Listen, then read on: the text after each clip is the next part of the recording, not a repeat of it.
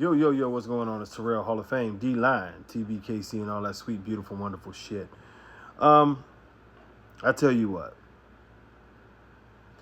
I answer all questions, so I hope I'm not offending anybody. I hope that we can start to have real, detailed conversations about, the topics. Let's not be stupid on here, as some of you like to get. But the question came in as to how do we improve the breed and what is the best way. And this question came in like 3 times, and I'll say 3.5 because another question was asked in that same mode. But I've said it before, I'll say it again, and I'll continue to say it.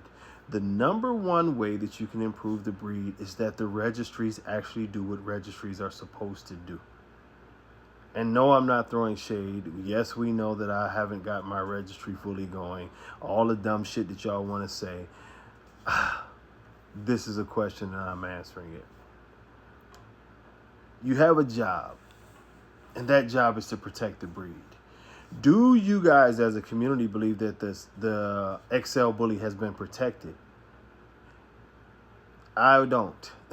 I see 20 different versions of the XL, and I also can point you to a country that banned the XL bully. I've seen the XL bully be allowed to have merles, which the registries know that does not come from the American bully and is permitted. And I've known dogs to have other dogs like Boer Bowls and other mastiffs put into them, and there's not been stringent testing on the dogs, and we're seeing the dogs get more and more aggressive. And not only that, be 50, 60, 70, 80 pounds over what the limit should be, and the recommended limit. It's not a actual limit for most registries that I know of. But you're allowing these things, and you're saying that you're protecting the breed. The breed is being destroyed. It's literally banned in a country, and several other countries have it on the list to be banned.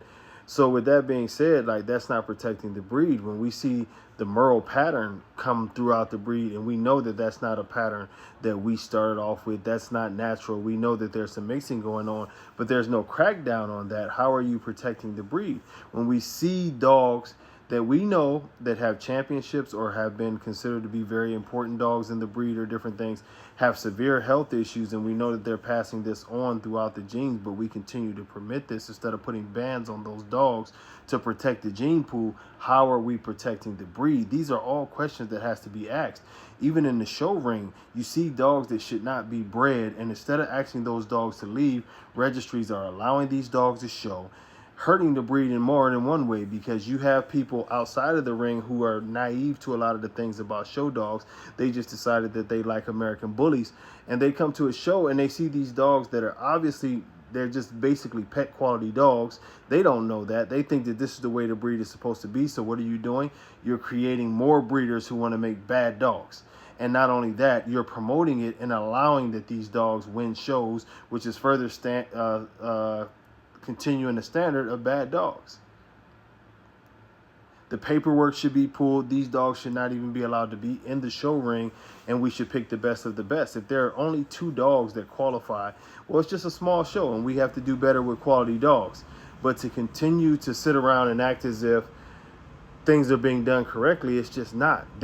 I don't know. If there are any banned dogs, somebody told me that one dog was banned. Like, literally, it's millions of bullies out here, and y'all only found one that could be banned. This has to pick up. And I mean with every registry, even with the registries that I love, we have to pick up the ability to get out and set a great example.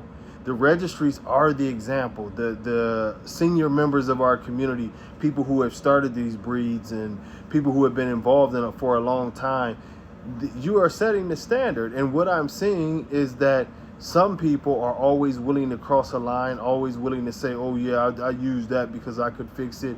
You have people who are falling into all of these bad habits and teaching them to younger breeders than people who come into the breed. But with all that said, and the air is kicking up, y'all let me know what y'all think, like chief improvements. And I'm not asking y'all to take shots at people. Leave that bullshit off the post. But let's talk about dogs and what we can do to make these dogs better. And I'm talking about functional practices like DNA testing and things like that. But until next time, God bless you. Peace.